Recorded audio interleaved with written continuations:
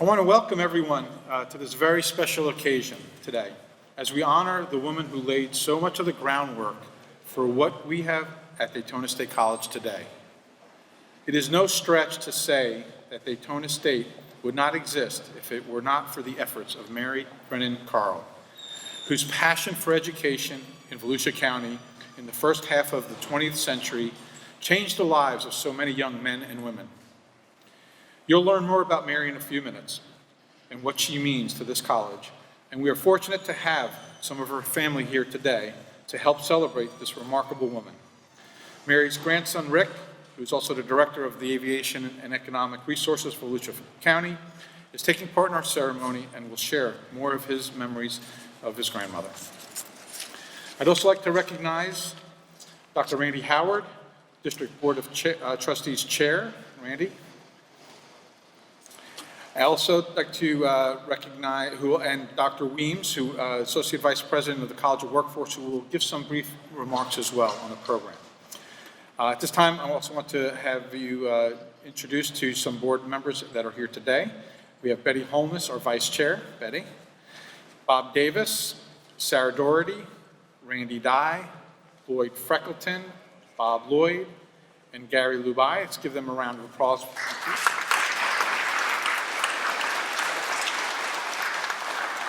Our trustees are, behind the scenes supporting the policies and initiatives of the college, and we couldn't do events like this and all the initiatives that happen in this building without their support.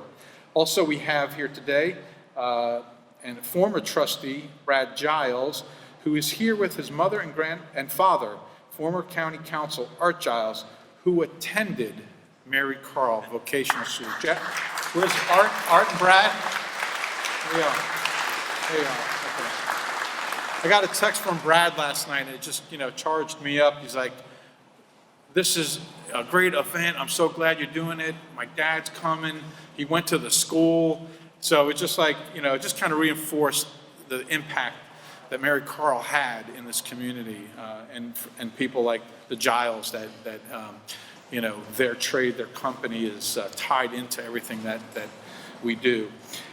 We also have Brianna Rossi, the District Secretary for Representative Elizabeth Federhoff. I don't know if she's here, but she's supposed to be here. Okay. We also have Edie Little, Legislative Aide for Senator Wright. Supposed to be here. Is Edie here? There she is. Thank you. And we have Mary Karl, wife of Rick Karl, and Mary Brennan Karl here with us today. If you could please stand and be recognized. Thank you. And I was mentioning, we've gotten phone calls. I had an email earlier today from a retired professor who was so excited we were doing this event, and said that her father, Charlie Maybeck, started the HVAC program at Mary Karl Vocational School. So just so many connections to the different things that we were able to offer here. When you see what Daytona Beach is today, it's hard to imagine what it must have been like in the 1930s. The U.S. was grappling with the Great Depression, and the possibility of another global war loomed over the nation and the world.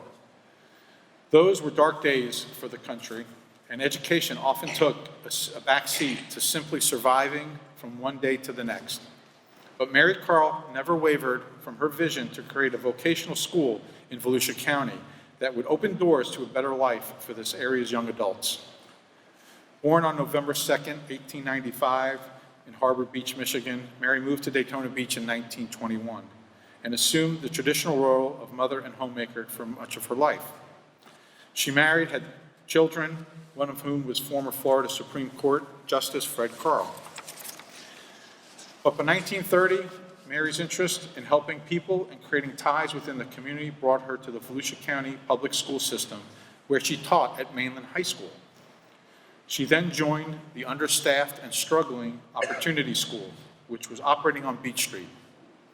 She began by teaching courses such as business English, typing, and shorthand, and was promoted to director of the Opportunity School in 1931. This was no small achievement, as that post was traditionally held by male educators, and it put her in a position to strengthen and broaden the opportunities available to her students. Over time, the Volusia County Vocational School evolved and became a reality as school began offering training in construction trades. And as the United States emerged from the Great Depression, Mary added more programs to support the area's growing tourism and hospitality industry. When World War II began, Mary again responded to meeting the demands of the industrial jobs, for industrial jobs such as welding, boat construction, engine repair. And when the war ended, the school again shifted to focus to receiving and retraining veterans for work in civilian jobs. It was during this time that Mary began a campaign to acquire additional property for the growing school, and there were some early setbacks in that regard. Undeterred, she enlisted the help of friends and colleagues such as U.S. Senator Claude Pepper and Mary McLeod Bethune, founder of Bethune-Cookman University, and First Lady Eleanor Roosevelt. After a visit to Washington, D.C. and a meeting in the White House, she was ultimately successful in acquiring 29 acres and 55 buildings from the federal government, which had been using the property as an Army training facility and convalescence center. In 1948, the merger of the school and property was complete, and it was renamed the Mary Karl Vocational School in honor of the woman who had dedicated so much of her life to its cause. 9 years later, in 1957, the Florida State Legislature authorized the creation of Daytona Beach Junior College from the existing Mary Karl Vocational School. It was Mary's vision fully realized, and it ensured that her life's work would continue to make an impact for generations to come. Many years have passed since then, and while Mary Karl's name has never been forgotten, we felt it was appropriate to recognize her in a more prominent fashion, and it is for that reason we are here today. I mentioned earlier that Mary's passion for education was life-changing for young adults for her era. That passion is still here today at Daytona State College, passed down through faculty and staff in every decade, who now deliver the same high-quality education to students of every age.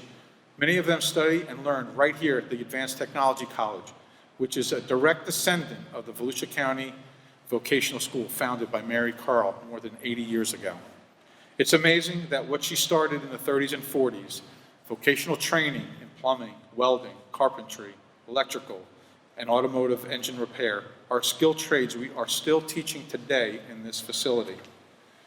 The spirit of what she started lives on as the college continues to evolve and establishes new programs like machining, HVAC, mechatronics, additive manufacturing, and 3D printing. That's why it's important to hold this ceremony at this location today as we formally announce the renaming of our College of Workforce and Continuing Education to the Mary Karl College of Workforce and Continuing Education.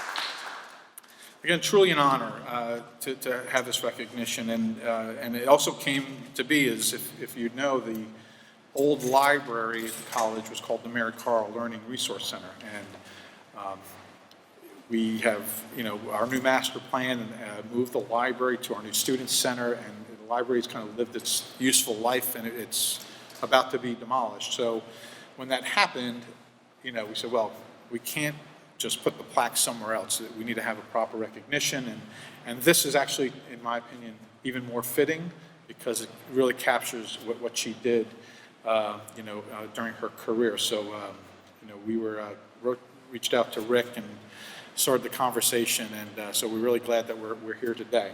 So at this time, I'd like to welcome our board chair, Dr. Randy Howard, who'd like to also say a few words.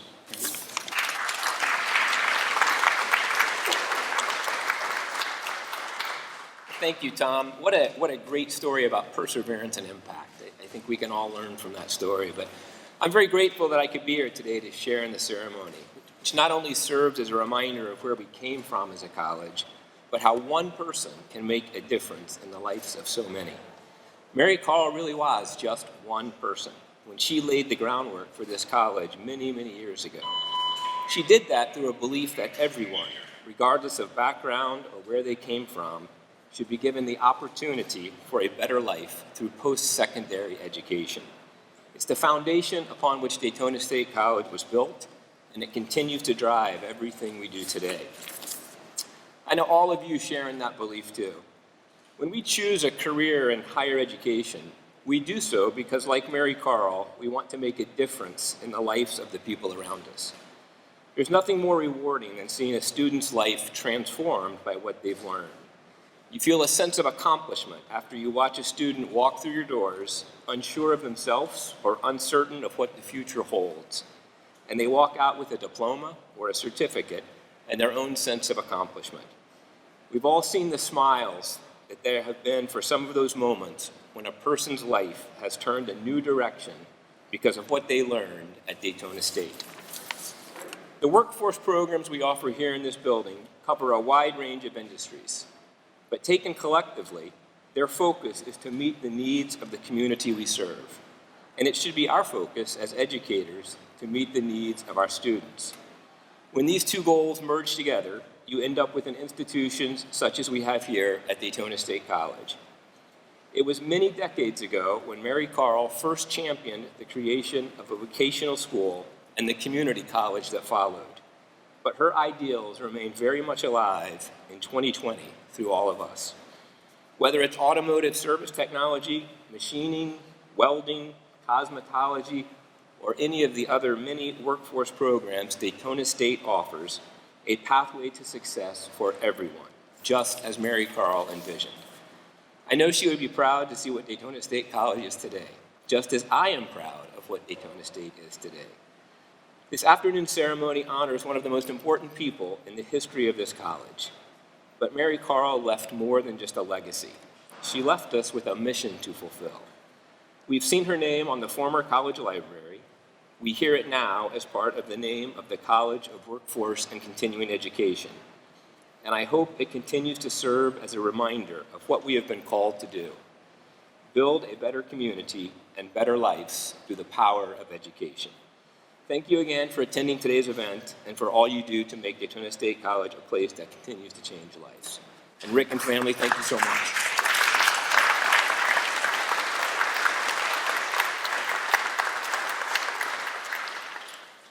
I would like now to ask Dr. Cheryl Weems, Associate Vice President of Mary Karl College of Workforce and Continuing Education, to come on up and share a few words. Thank you.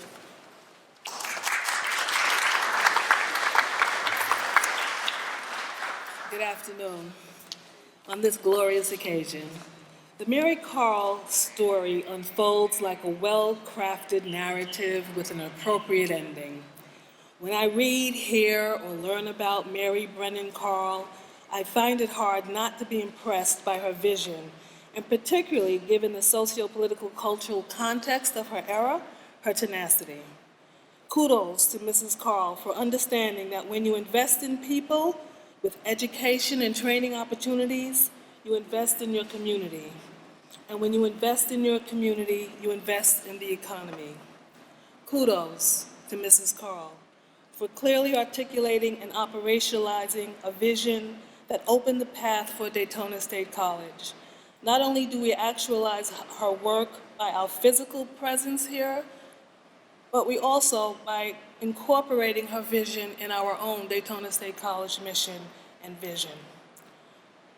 On behalf of our students of the Mary Karl College of Workforce and Continuing Education, our faculty, and our staff, I extend appreciation to the Karl family, to our foundation, to Dr. LoBasso and to the District Board of Trustees for entrusting us with carrying the Mary Karl brand and fulfilling the legacy.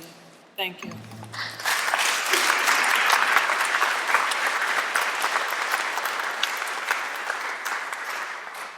Thank you. At this time, I'd like to have Mr. Rick Karl come on up and address the audience. Thank you.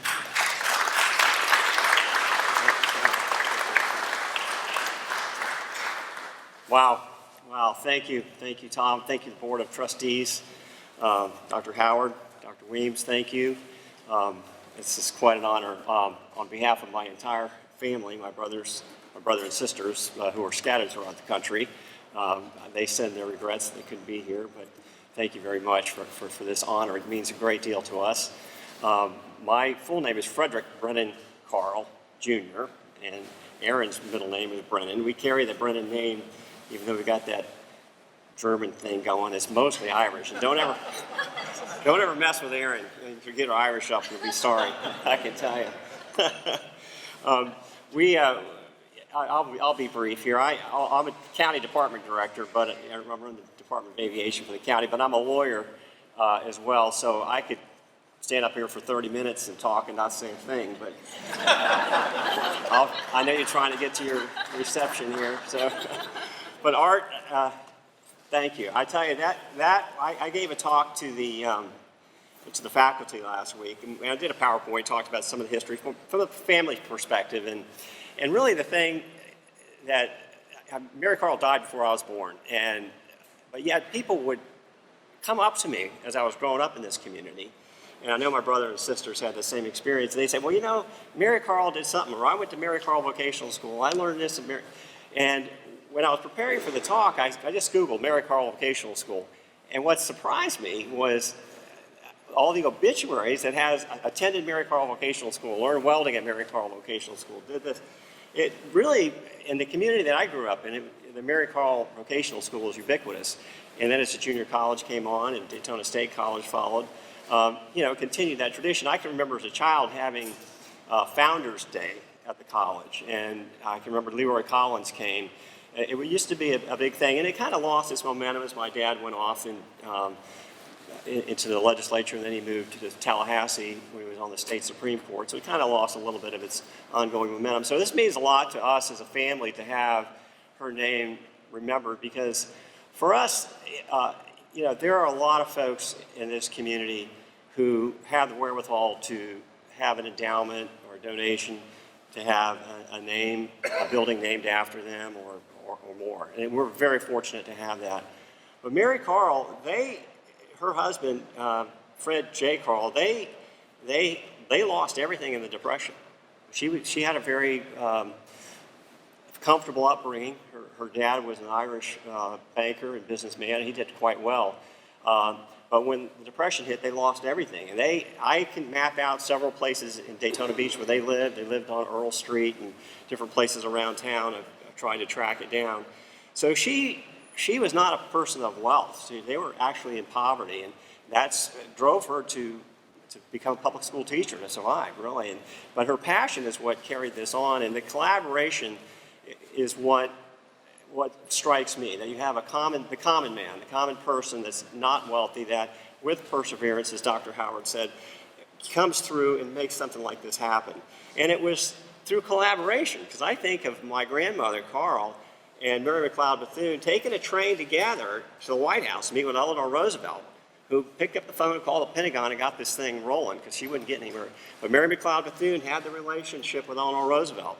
And I mean, this is a story of three women collaborating back in the 1940s to make something like this happen. That's what we're proud of, that a single person, not of wealth, but of just tenacity, can get out and make something like this happen. So we're very honored. And it's great, like Bob Lloyd, you growing up with your family in town, you can't, when we were in high school, I'm a little bit older than Bob, a lot older, but I couldn't be the one to go down and have a beer party on the beach. If something happened, my name was in the paper, so we were always for cover. Now you know what I'm talking about. I covered for you. But sincerely, this is a huge honor for our family, and I send regards from the entire family and the grandchildren, the great-grandchildren even, that are out there. Now there's great-great-grandchildren even. So the story goes on. This is exciting. Part of my job is economic development, and this is the heart of economic development. It was the heart of the war machine to train people during the Second World War. It became the heart of the veterans' recovery after the Second World War. And as it evolved, we are now in the center of what's the biggest obstacle is workforce. So to have this college at this time put in her name is so relevant to our world, and it's so meaningful to our entire family. And from the bottom of my heart, and I know I say this for my entire family, thank you. Thank you very much for this honor. It means a great deal. Thank you.